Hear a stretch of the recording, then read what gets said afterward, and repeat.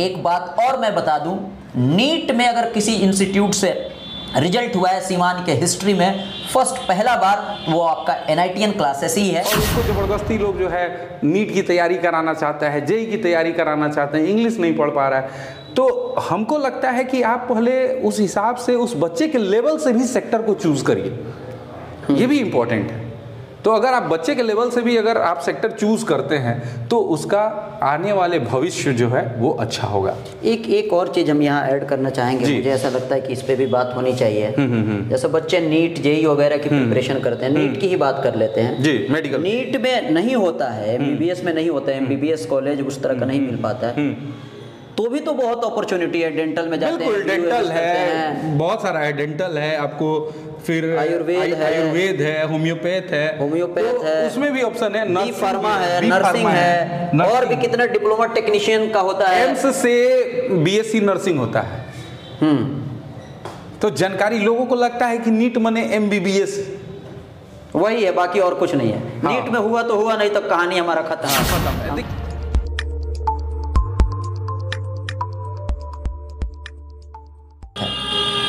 अभी हमारी टीम सिवान के महादेवा रोड में जो आपका OP थाना है जी, OP थाना के जस्ट सामने जो बड़ा सा बिल्डिंग है, 3rd फ्लोर, बिल्डिंग का नाम क्या है? ये SBI बैंक का बिल्डिंग है। SBI बैंक का बिल्डिंग के 3rd फ्लोर पे एक NITN क्लासेस है।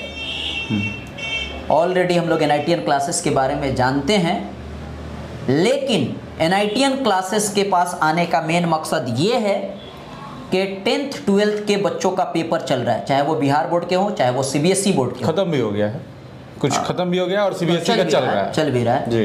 तो इसके बाद क्या करना चाहिए? बिल्कुल, एक करियर काउंसलिंग से रिलेटेड हम लोग चीज़ों को समझने की कोशिश करेंगे, खास करके अपने इलाके के बच्चे, ताकि वो सही इंस्टीट्यूट में जाए, सही जगह पे पहुँचे, ताकि उनका 2-3 साल बाद ऐसा ना लगे कि हम किसी काम के नहीं हैं, अपना टाइम हमने बर्बाद कर दिया। बिल्कुल।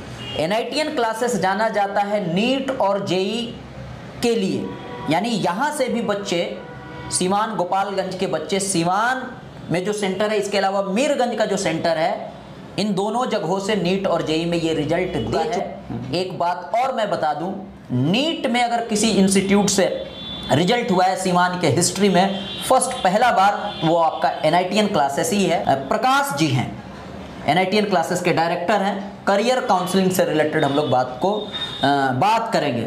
सर, स्वागत है हमारे चैनल पर। बहुत बहुत धन्यवाद नदीम भाई, और जितने भी आपके दर्शक हैं उन सभी को मेरा नमस्कार है। और आज हम लोग जो है करियर काउंसलिंग को लेकर बैठे हुए हैं। ये एक बहुत ही इम्पॉर्टेंट पॉइंट है, चूँकि बच्चों का एग्ज़ाम ख़त्म हो चुका है। बहुत सारे गार्जियन जिनको आइडिया नहीं होता है, और बच्चों को भी बहुत सारे आइडिया नहीं है, वो एक चकाचौंध की दुनिया में बस आगे बढ़ रहे हैं, एक भीड़ के पीछे बढ़ रहे हैं। तो ये करियर काउंसलिंग एक बहुत बड़ा बहुत अच्छा कदम है आपका, कि आपने अपने चैनल के माध्यम से जो लोगों को जोड़ना चाहा और करियर काउंसलिंग के माध्यम से बच्चों को एक रास्ता दिखाने का प्रयास किया। इसके लिए बहुत बहुत आपको भी धन्यवाद। अच्छा, ये बताइए, करियर काउंसलिंग सही टाइम पे होना कितना ज़रूरी है? बहुत बहुत ज़रूरी है। अगर आप अंदाज़ा लगा सकते हैं तो कुछ ऐसे भी राज्य हैं जहाँ पे क्लास 6 से बच्चे किसी एक ही कैरियर को लेके फोकस्ड हैं। ऐसी अभी कई संस्था हैं जो क्लास 6 से ही जो है UPSC की तैयारी करा रही है, क्लास 6 से ही JEE और नीट की तैयारी करा रही है। तो कैरियर काउंसलिंग इसलिए भी ज़रूरत है कि बच्चा अपना प्लानिंग कर सके। कैरियर काउंसलिंग एक्चुअली होता क्या है? प्लानिंग है। मतलब 6 में ही हाँ IIT, नीट, JEE, बच्चे IAS, बिल्कुल, मतलब उसके सपना को देखना शुरू कर देते हैं और उसके लिए लोग काम करने लगते हैं। तो कैरियर काउंसलिंग मतलब स्कूल में ही ये चीज़ें होती है। अपने यहाँ अभी तो फिलहाल तो ऐसा कुछ सिस्टम अभी अपने यहाँ नहीं है कि जो है कि क्लास 6 में इस तरह का व्यवस्था हो। मतलब और 9-10 में भी बहुत 9-10 स्कूल वाले जी 9-10 की बात करें तो 9-10 में भी यहाँ पे कैरियर काउंसलिंग पहली बात कि लोग करते ही नहीं है, बढ़िया से प्रॉपरली नहीं करते हैं। और हम लोग अभी 9-10 से काम कर रहे हैं। हमारे मीरगंज सेंटर पे 9-10 का क्लास चलता है। यहाँ पे थोड़ा सा दिक्कत होता है कि स्कूलिंग जो है अलग अलग एरियाज़ में है और बच्चे कलेक्ट नहीं हो पाते हैं प्रॉपरली टाइम से। तो हम लोग 9-10 को भी होल्ड पे रखे हैं सिवान सेंटर पे, मीरगंज सेंटर पे चलता है। तो 9th से भी बच्चे प्रिपरेशन करते हैं, क्योंकि 9th का ही एक्सटेंशन आपको 11th है। अगर आप तो जानते ही, आप तो 9th का एक्सटेंशन 11th है और 12th का एक्सटेंशन 10th का 12th है। तो अगर आप 9 से बढ़िया से प्रिपेयर करिएगा और जेई नीट में अगर आप चाहते हैं एकदम, तो 9 से तो एकदम शुरू करना पड़ेगा इसमें। तो थोड़ा मुझे समझाएं, अगर आप हमें समझा देंगे तो जो हमारे दर्शक हैं उनको भी चीज़ें समझ में आ जाएगा। तो मार्कर बोर्ड ये चीज़ें की ज़रूरत है कि ऐसे ही आप बता सकते हैं? नहीं, थोड़ा सा हम चाहेंगे कि देखिए, हम चाहते हैं हम केवल एनआईटी या आईआईटी के सेक्टर में उस पर हम केवल फोकस नहीं करना चाहते हैं, क्योंकि बच्चे जो हैं उनके पास मतलब वो बहुमुखी रास्ता पे भी जा सकते हैं, उनको कई रास्ते हैं। तो हम चाहते हैं कि सारे रास्तों को एक बार डिस्कस किया जाए, केवल आईआईटी नीट के ही बातों में नहीं हो क्या ऑप्शन है। जी, मुझे ये चीज़ें ऐसा तब समझ में आया कि आपको हमने देखा था कि खुद हमारा जो स्कूल है ब्लूमबर्ड स्कूल एंड बोर्डिंग हाउस बढ़रिया में जो है, इसके अलावा सीमान गोपालगंज के तकरीबन सारे स्कूल में आप विजिट करते हैं। जी जी, खुद मैंने आपका क्लास ये किया था, तो मुझे कहीं ना कहीं लगा कि जो हमारे स्कूल के बच्चों को आप आके बता रहे हैं ये लोगों तक पहुँचे, एक एक गार्जियन तक पहुँचे और एक एक बच्चों तक पहुँचे। नहीं, प्रयास हम लोग करेंगे और हम लोग चलेंगे अभी बोर्ड के पास, वहाँ पे हम थोड़ा सा एक मार्कर लेके आपको एक संक्षिप्त में विवरण देंगे कि क्या है, कैसे चला जाए बोर्ड पर, ठीक जानकारी लेंगे कि 10th के बाद क्या क्या ऑप्शन है।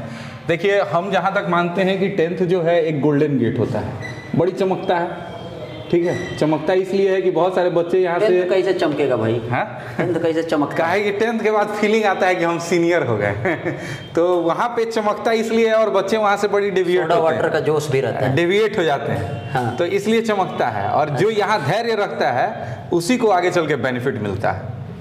जी, तो 10th जो है इसको हम गोल्डन गेट मानते हैं। अगर आप इसको जो है सही से अगर आपने हैंडल कर लिया इस समय को, तो समझिए कि आपका लाइफ बन जाएगा, और नहीं तो चमक गया तो फिर आपको भी धुंधला दिखेगा। मतलब 10th से पहले या 9-10th में ढंग का करियर काउंसलिंग करने वाला अगर कोई मिल जाए जी, तो रियल में आपकी जिंदगी बन सकता है। हाँ, बिल्कुल बिल्कुल, एकदम समझिए कि अगर 9th से अगर आपने शुरू कर दिया, अगर आपको 9th का पता चल गया कि 9th की शुरुआत यही लाइफ की शुरुआत है एकदम बिल्कुल, अगर उसमें लग गए तो एक चांस है कि वहीं से आपकी जिंदगी बन जाएगी।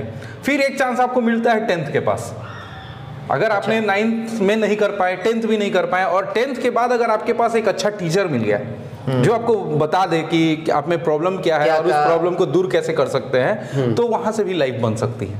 ठीक, जैसे उसका एक एग्जांपल है हमारा एक स्टूडेंट प्रियस। 10th में वो बंदा मतलब 10th तक आज तक स्कूल ही नहीं गया था। विश्वास नहीं मानिएगा, वो लड़का केवल 10th का एग्जाम दिया, बोर्ड एग्जाम दिया, उससे पहले कभी स्कूल नहीं गया, लेकिन आज वो एनआईटी सूरत में है।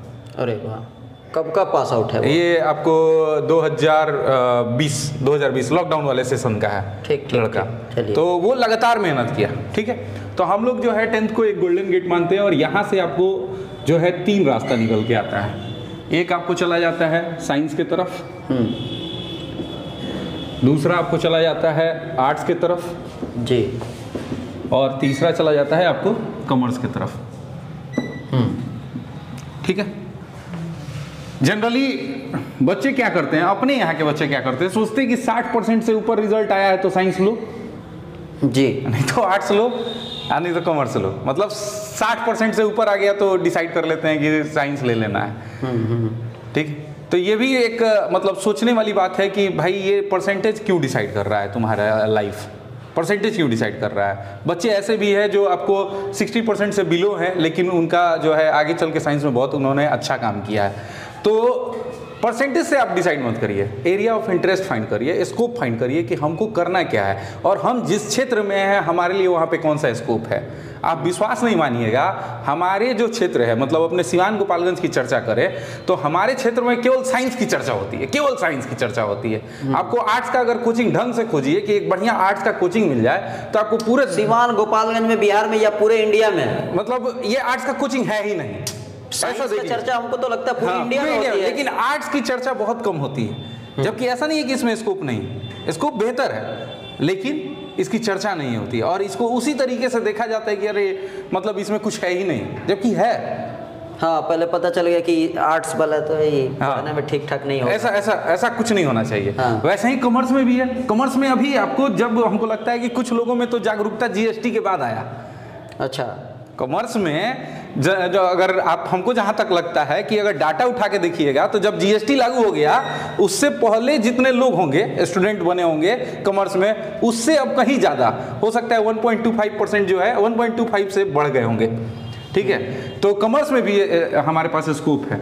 लेकिन हम लोग चलते हैं एक बार साइंस से शुरू करते हैं। जैसे साइंस में अगर आगे देखा जाए, मतलब अगर आप 11th-12th कर रहे हैं, 11th-12th की ये बात हो रही है ना, तो 11th-12th के बाद की बात, हाँ 10th के बाद 11th-12th में ही साइंस, आर्ट्स और कॉमर्स होता है।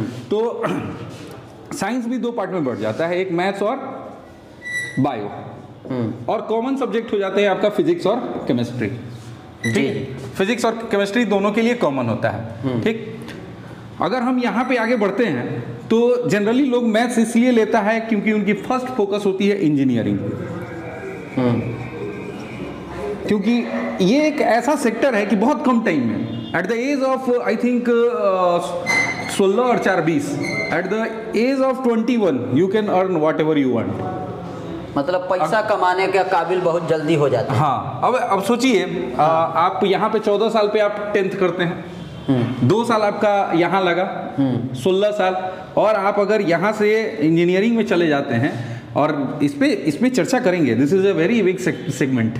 ठीक है, और यहाँ पे अगर ड्यूरेशन का भी ख्याल होना चाहिए। हाँ, नहीं ध्यान रखेंगे, पता चला ये लोग भी थक गए हैं। ये देखिए 14, 16 और यहाँ पे आपका 4 साल का बीटेक 20 जी। अगर आप बढ़िया आपने किया 20 साल में, तो 21 साल में आपके पास पैसा हो सकता है। आपने सुना होगा कि अगर आपका CSC ब्रांच है बढ़िया IIT NIT से, तो आपको अच्छा खासा पैकेज मिल जाता है। ठीक है, तो अब बात वही आ गई कि सर ये IIT NIT अब घुस गया, तो यहाँ पे हम लोग के पास प्रिपरेशन करने का ऑप्शन होता है JEE, ज्वाइंट एंट्रेंस एग्जाम, जिसकी बड़ी चर्चा होती है, IIT JEE। तो ये ज्वाइंट एंट्रेंस एग्जाम जो है, ये आप 12th के एग्जाम के साथ दे सकते हैं, और ये 3 ही अटेम्प्ट आपको देता है टोटल, मतलब 3 ईयर अटेम्प्ट तो 6 हो जाते हैं इंटू 2, एक साल में 2 अटेम्प्ट मिलता है, तो 3 साल में 6 हो जाते हैं। इसमें जो JEE में जो एग्जाम है वो है आपको मेन एंड एडवांस। ठीक है, मेन से हमको मिलता है NIT। अगर हमने मेन को अच्छा से क्वालिफाई कर लिया, अगर आपका स्कोर 90 परसेंटाइल से ऊपर है, 90 परसेंटाइल से ऊपर है, और कैटेगरी वाइज भी देखा जाएगा 95 परसेंटाइल से भी ऊपर है, तो आपको NIT मिल जाता है। और अगर आपने एडवांस क्वालिफाई कर लिया तो IIT। अब ये NIT IIT क्या है, तो ये देश के वो कॉलेज है जहाँ से बेस्ट इंजीनियर मैन्युफैक्चर होते हैं। देखिए, हम एक सवाल यहाँ पूछ लेते हैं। हाँ, आम जुबान में समझाइए, ये ज़्यादा समझ में आता है, पैसा ज़्यादा समझ में आता है। NIT से इंजीनियरिंग करने के बाद कितना कमाने के काबिल हो जाएंगे, और IIT से इंजीनियर बनने के बाद कितना कमाने के, तो लोगों को एकदम समझ में आ जाएगा। देखिए बात ऐसा है कि अगर आप NIT IIT से करते हैं तो कमाने की कोई सीमा ही नहीं है। फिर भी बताना IIT से करोड़ों का पैकेज लग जाता है। गूगल फेसबुक में जो लोग जाते हैं वो यहीं से जाते हैं। ठीक है, जो हम लोग के मतलब एक वर्ल्ड में नाम है गूगल, तो गूगल के जो आपको जो प्लेसमेंट या CEO हो गया, वो भी कई लोग, इवन आपको बहुत सारे CEO जो हैं वो IIT से हैं। अपने जो वर्ल्ड के जो टॉप कंपनीज हैं वो IIT के CEO जो है वो IIT से हैं। तो यहाँ से अगर आप निकल रहे हैं तो फिर कमाई का सीमा को छोड़ ही दीजिए, आप जितना कमा सकते हैं कमा सकते हैं। ठीक है, हाँ, ये एक बेस्ट, ये आप कह सकते हैं कि अगर मिनिमम कितना कमा सकते हैं। तो हमको लगता है कि अगर आप NIT से अगर कुछ नहीं है, अगर सिंपल आप आदमी हैं, अगर आपने अच्छा से एक नॉर्मल स्टडी किया है, तो 10 लाख रुपया तो हमको लगता है कि आसानी से आपको पर ईयर आसानी से कमा सकते हैं। 10 लाख मतलब ये बहुत कम बता रहे हैं। मतलब अगर आप कुछ नहीं है, अगर बढ़िया नॉलेज है, NIT से हैं, नॉलेज होना चाहिए सर, बिना नॉलेज का तो पैसा का कोई सवाल ही नहीं उठता है, चाहे आप NIT से हो या IIT से। तो ये जो है, ये कॉलेज हमको JEE के बाद मिलता है, ये ज्वाइंट एंट्रेंस एग्जाम। आप देख सकते हैं बहुत लोग सोचता है क्या है ना कि हम 12th के बाद तैयारी करेंगे। अब 12th के बाद तैयारी करेंगे, यहाँ चांस है आपको मिल रहा है 3। गैप का भी बहुत मैटर करता है, इसलिए JEE की तैयारी हम लोगों से रिकमेंड करते हैं कि JEE की तैयारी आप कम से कम ये सोच लीजिए कि 11th-12th के साथ ही करें। ठीक है, ऐसा नहीं कि पहले बोर्ड कर लेते हैं फिर JEE की तैयारी करेंगे, तो गैप हो जाता है। गैप होने के कारण कंपनी में भी प्रॉब्लम्स होते हैं। और उसके बाद आता है बायो। तो सर आप समझ ही सकते हैं कि नीट के लिए लोग ज़्यादा चॉइस करते हैं। ठीक है, डॉक्टर बनने के लिए, हाँ। MBBS बनने के लिए। तो नीट के लिए ये जो है, इसमें भी फिजिक्स केमिस्ट्री होता है, बायोलॉजी हो गया। और नीट का एग्ज़ाम आपको हर साल मई में होता है, लगभग तय रहता है, ये मई का ही एग्ज़ाम है। ये भी बच्चे जो है 12th के बाद दे सकते हैं, 12th के बाद, लेकिन एज आपका जो है 17 ईयर होना चाहिए, 17 ईयर होना कंप्लीट होना चाहिए, 17 साल में एंट्री। हाँ, तो आप नीट की एग्ज़ाम दे सकते हैं मई, जो भी आप 12th अपियरिंग कर रहे हैं उसी समय दे। इसमें भी हमको लगता है कि सबसे ज़्यादा जो है फ्रेशर रिजल्ट देते हैं, मतलब जो एकदम लगातार तैयारी कर रहा है वो जल्दी रिजल्ट दे देता है। तो ये भी आप 11th-12th के साथ कर सकते हैं। ये हो गया एक साइंस का, जो मतलब कम से कम तीन ईयर का आपके पास तो काउंसलिंग है। ये आते हैं आर्ट्स में, तो आर्ट्स में भी आप सिंपल देखिए, ग्रेजुएशन जो है, ये सब भी ग्रेजुएशन है। नीट के बाद जो कॉलेज आप करिएगा, ये भी ग्रेजुएशन कीजिएगा, ग्रेजुएशन, ये ग्रेजुएशन है, टेक्निकल ग्रेजुएशन कीजिएगा, कहीं से बीटेक कीजिएगा, या नीट IIT से कीजिए या NIT से कीजिए, ग्रेजुएशन है सर। वो टेक्निकल ग्रेजुएशन हो गया, ये सिंपल ग्रेजुएशन हो गया। अच्छा, टेक्निकल ग्रेजुएशन कह सकते हैं, और ये सिंपल ग्रेजुएशन हो गया। तो ऐसा नहीं है कि यहाँ भी अच्छा स्कोप है, आगे चल के बहुत सारे बच्चे जो है BEd करते हैं, बढ़िया लेवल से करते हैं, सीटेट स्टेट का अगर एग्जाम क्वालिफाई करते हैं तो टीचर का यहाँ पे ऑप्शन होता है, और भी अगर ऊपर जाते हैं तो PhD कर सकते हैं। ठीक है, तो जैसे जैसे ये ऊपर जाएंगे यहाँ पे अच्छा खासा ऑप्शन है, और सबसे है कि आसानी से आप कर सकते हैं, इसमें भी है आसानी से। आप इसको हल्के में लोग देख लेता है कि अब ये क्या, आर्ट्स से कुछ हो ही नहीं सकता है। हो सकता है, आप ऊपर बढ़िएगा, आर्ट्स में बहुत मजा है। ठीक है, और जनरली कुछ लोग ऐसा सोचते हैं कि हमको UPSC का तैयारी करना है तो आर्ट्स ले लेते हैं। ये लोगों का माइंडसेट है, मतलब कुछ लोगों का माइंडसेट है कि अगर हमको UPSC का तैयारी करना है तो आर्ट्स लेना चाहिए। तो हमको लगता है कि थोड़ा देर संभलिए, हम लोग उस पर भी आएंगे, चर्चा करेंगे कि क्या है, क्योंकि कोई भी ग्रेजुएशन लेवल का कोई भी एग्जाम हो तो हम उस पर चर्चा करेंगे। एक लास्ट 1-2 मिनट अभी कर लेते हैं, मतलब ग्रेजुएट होने के बाद आप UPSC का पेपर दे सकते हैं। हाँ, ग्रेजुएट होने के बाद बिल्कुल, जैसे यहाँ से बीटेक, बहुत सारे आपको सर अभी देखिए अपने गोपालगंज के जो डॉक्टर नवल किशोर है, वो MBBS ही हैं, MBBS है। MBBS करने के बाद भी वो UPSC क्वालिफाई करके आज कश्मीर के 2 साल पहले जो शाह फैसल, हाँ शाह फैसल, टॉपर के टॉपर, वही बात है, वो भी MBBS थे पहले। तो वही मैं कह रहा हूँ कि ऐसा कुछ नहीं है कि आप आर्ट्स से ही जाइएगा तो UPSC दीजिएगा, और इससे आसान है, ऐसा भी कुछ नहीं है कि अगर आर्ट्स से जाएंगे आसान है, UPSC हमारे लिए आसान हो जाएगा, ऐसा कुछ नहीं है। यहाँ तो कम से कम एक बेनिफिट है, अगर आपने एक टेक्निकल डिग्री ले लिया, UPSC का रिजल्ट आपको पता ही है कि बहुत कम होता है, तो अगर आप टेक्निकल डिग्री ले लिए और अगर इसमें रिजल्ट नहीं भी हो रहा है तो रिटर्न जब आइएगा तो आपके पास कुछ है। अच्छा, कुछ है। मान लीजिए UPSC में अगर आपका सिलेक्शन नहीं हुआ, इन केस अगर रिटर्न आइएगा तो टेक्निकल डिग्री हो के आप कम से कम अपने लाइफ को अच्छे से सस्टेन कर सकते हैं, एक अच्छा लाइफ बना सकते हैं। तो कहीं ना कहीं हमको लगता है कि अगर साइंस से बच्चा अगर UPSC के लिए भी सोच रहा है तो वो साइंस से सोचे तो भी बेहतर है, आर्ट से भी सोच रहा है, दैट्स नॉट बैड। ठीक है, कॉमर्स में आते हैं तो कॉमर्स में आप लोग सर CA, CS और CM, ये इस पर बहुत कम चर्चा होता है। तो भोजपुरी मैंने आम जुबान में समझाइए। चार्टेड अकाउंटेंट, जो टैक्स, जो लोग टैक्स के बारे में बताते हैं, या कहिए टैक्स वकील भी, या CA, CS या CM। CS हो गया आपको कंपनी सेक्रेटरी, कंपनी में सेक्रेटरियों की ज़रूरत होती है तो वहाँ से। CM हो गया कंपनी ये मैनेजर, CM। ठीक है, तो इस तरह के पोस्ट के लिए लोग कॉमर्स के तरफ जाते हैं। CA में भी जो है आपको एग्ज़ाम होता है। ठीक है, बैंकिंग वगैरह इसी में आ गया सब। नहीं, देखिए बैंकिंग, देखिए कोई भी अगर ग्रेजुएशन के बाद का एग्जाम है तो 99% चांस है कि उसको तीनों लोग दे सकता है। नहीं, मैंने एक होता है ना कि कॉमर्स वाले बैंकिंग में इस तरह ऐसा कुछ नहीं है सर कि कॉमर्स वाला बैंक में जाएगा, आर्ट्स वाला भी चला जाएगा, साइंस वाला भी चला जाएगा। गांव में लोग जो बात करते हैं, हाँ, ये बात चलता है कि अगर कॉमर्स आप ले लिए तो ग्रेजुएट, ये क्या बोलते हैं, बैंक में जाना है तो आसान हो जाएगा। देखिए जॉब वगैरह, हाँ, बैंकिंग जॉब वगैरह आसान हो जाएगा, ऐसा कुछ नहीं है। ठीक है, अगर मैंने एक यहाँ पे वर्ड रखा कि ग्रेजुएशन का लेवल का जो भी एग्जाम होते हैं, चाहे वो UPSC हो, IBPS हो या कोई भी एग्जाम हो, अगर आप देखा जाए तो मोस्टली इन सारे स्ट्रीम के लोग दे सकते हैं, मोस्टली एग्जाम। लेकिन अगर साइंस की बात करें तो बहुत सारे साइंस में और भी एग्जाम हैं जो केवल साइंस के ही लोग दे पाते हैं। ये भी एक मैटर है, ये लोग नहीं दे सकते हैं लेकिन साइंस वाले दे सकते हैं, और इनके क्षेत्र में साइंस वाले कूद के दे सकते हैं। जैसे हम लोग के दिमाग में बैठता है कि अन्याय है ना। अब अन्याय हो चाहे इस विरासत जो चलते आ रहा है, अपॉर्चुनिटी का ही है।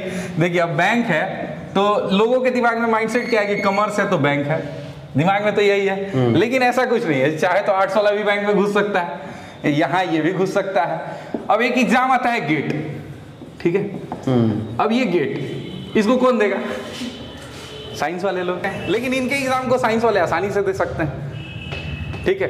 तो ग्रेजुएशन के एग्जाम में मोस्टली साइंस वाले लगभग सारे एग्जाम दे पाते हैं, इसमें कोई दिक्कत नहीं होता है। तो ये भी एक सेक्टर है जहां फोकस किया जा सकता है, कॉमर्स का भी एक सेक्टर है। और जीएसटी के बाद इसमें अच्छा खासा बूम आया, मतलब जीएसटी जब लागू हुआ 2016-17 में, तो उसके बाद इसमें अच्छा खासा बूम हुआ। तो ये चीजें समझ नहीं आया कि जीएसटी के बाद बूम क्यों आया। बूम इसलिए आया, देखिए कि उसको प्रचार प्रसार नहीं मिल पाया था पुराने टाइम के टैक्स में। पुराने टाइम के टैक्स में उसकी इंपॉर्टेंस लोगों को नहीं समझ में आया था। अब जो है लोगों में लगा कि नहीं ये भी एक सेक्टर है। जैसे अभी भी बहुत सारे ऐसे सेक्टर हैं जहाँ पे हम लोग सोचते ही नहीं हैं, जैसे होटल मैनेजमेंट, फैशन डिजाइनिंग, आपको जैसे पायलट बनना है, तो ऐसे बहुत सारे सेक्टर हैं। लेकिन हम लोग एक भीड़ लगाए हुए हैं कि इसी फील्ड में जाएंगे, इसी फील्ड में जाएंगे। हमें कहीं ना कहीं अपने आप को चेंज करने की भी ज़रूरत है, अपने आप को डिस्ट्रीब्यूट करने की ज़रूरत है। अब क्या है कि हम लोग काउंसलिंग जो बच्चों का करते हैं तो देखते हैं बच्चा जो है बहुत बिलो लेवल, ज़बरदस्ती लोग जो है नीट की तैयारी कराना चाहता है, जेई की तैयारी कराना चाहते हैं, इंग्लिश नहीं पढ़ पा रहा है।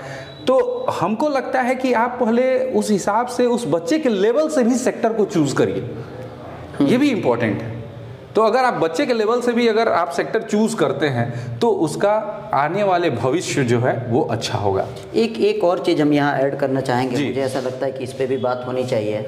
जैसे बच्चे नीट जेई वगैरह की प्रिपरेशन करते हैं, नीट की ही बात कर लेते हैं जी, मेडिकल नीट में नहीं होता है, एमबीबीएस में नहीं होता है, एमबीबीएस कॉलेज उस तरह का नहीं मिल पाता है, तो भी तो बहुत अपॉर्चुनिटी है। डेंटल में जाते हैं, डेंटल है, बहुत सारा है, डेंटल है आपको, फिर आयुर्वेद है, होम्योपैथ है, उसमें भी ऑप्शन है, बी फार्मा है, नर्सिंग है, और भी कितना डिप्लोमा टेक्नीशियन का होता है, एम्स से बीएससी नर्सिंग होता है। तो जानकारी लोगों को लगता है कि नीट माने एमबीबीएस, वही है, बाकी और कुछ नहीं है। हाँ। नीट में हुआ तो हुआ, नहीं तो कहानी हमारा खत्म। हाँ, खत्म है। देखिए ऐसा नहीं है। अभी आज देखिए हमको लगता है कि आज सुबह में हम लोग न्यूज़ देख रहे थे तो कोटा का एक बच्चा फिर से आज सुसाइड कर लिया। इस पूरे हमको लगता है 3 महीना में 30 बच्चों ने सुसाइड कर लिया कोटा में। वो कहाँ के थे 30 में? ज़्यादातर बिहार के। सीमान का कोई नहीं ना था ना, अभी तक सीमान का नहीं। एक बार बहुत पहले एक पचरुखी की लड़की थी, बहुत पहले की बात है, हमको लग रहा है 2017-18 की बात है। उस समय एक लड़की सुसाइड अपने पचरुखी की थी। तो देखिए ये इन लोगों को सोचने की ज़रूरत है कि एमबीबीएस ही कोई जगह नहीं है या आईआईटी ही कोई जगह नहीं है कि हम जहाँ जाएंगे वहीं ज़िंदगी बनेगा। और गार्जियन को भी ये सोचने की ज़रूरत है कि अगर हम बच्चे को किसी चीज़ में भेज दिए तो वो मेडल लेके ही आए।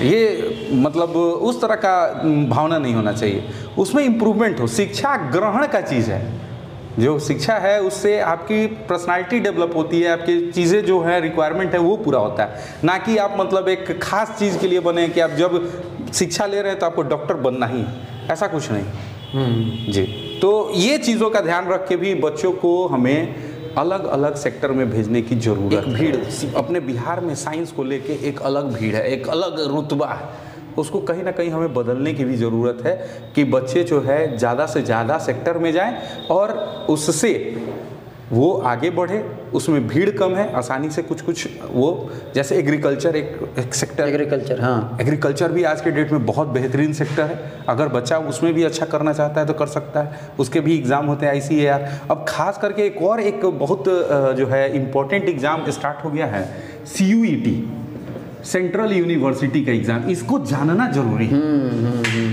कितने जो जितने भी सेंट्रल यूनिवर्सिटी है या कितने ऐसे कोर्सेस है जो इसके अंदर है, इसके तहत उसमें आपको एंट्री मिलेगा। जितने भी सेंट्रल यूनिवर्सिटी है इंडिया का, उसका अब एडमिशन पहले क्या होता था कि मार्क्स के बेसिस पे हो जाता था कि आपका 12th में जितना मार्क्स है उसके बेसिस पे हो जाता था, अपना अलग अपना इंट्रेंस लेते थे। अब CUET हो गया है, तो आपको कहीं ना कहीं अब कंपटीशन में आना होगा। अब जिंदगी एक तरह से समझ लीजिए कि कंपटीशन है। हाँ, अगर मतलब आपको कॉम्पिटिटिव हाँ, इन्वायरमेंट में जी रहे हैं, जिंदगी तो जी रहे हैं, चाहे किसी भी फील्ड में। बिल्कुल किसी भी फील्ड में अगर आप अपने आप को कॉम्पिटिटिव नहीं फील कर रहे हैं, इट मीन्स कि आप जिंदगी नहीं जी रहे हैं, आसान से जिंदगी काट रहे हैं, भगवान भेजे हैं कभी बुला लेंगे बस वो चमत्कार नहीं होगा। चमत्कार नहीं होगा, आपको कंपटीशन में मर के कब्र में इजाफा करके चले जाइएगा बस, है तो ना? कंपटीशन में रहना चाहिए। ठीक है, हो नहीं हो दैट इज अनदर थिंग, हम प्रयास ही ना करें, ठीक है, हम प्रयास ही ना करें तो फिर बात क्या।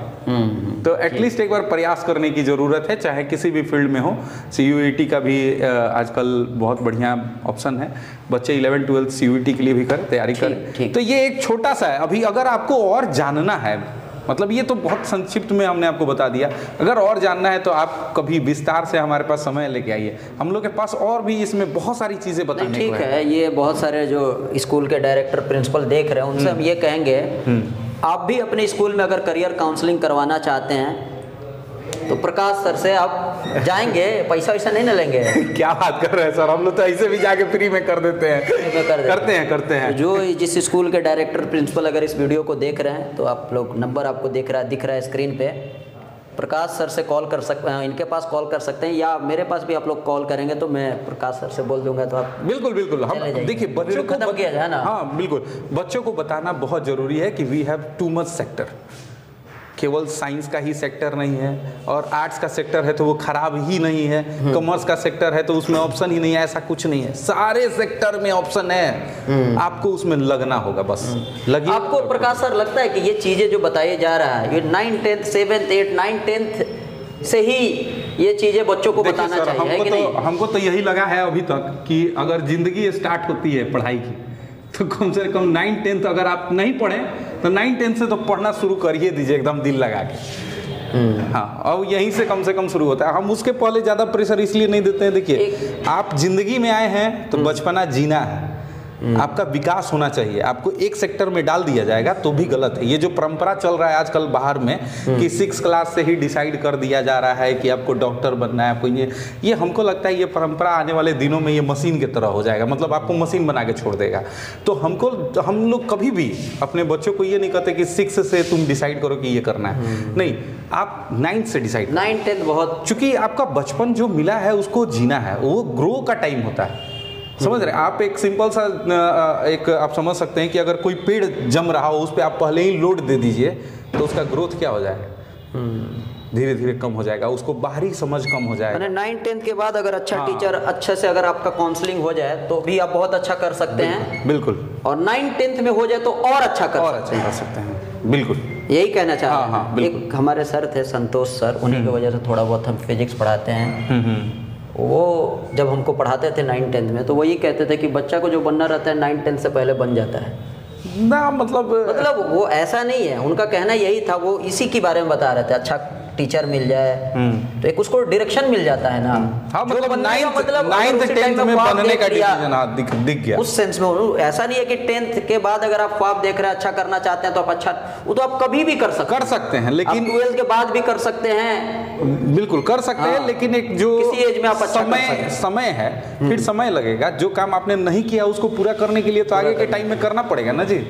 तो वही बात है, अगर आसानी से करना चाहते हैं, बात आसानी की है।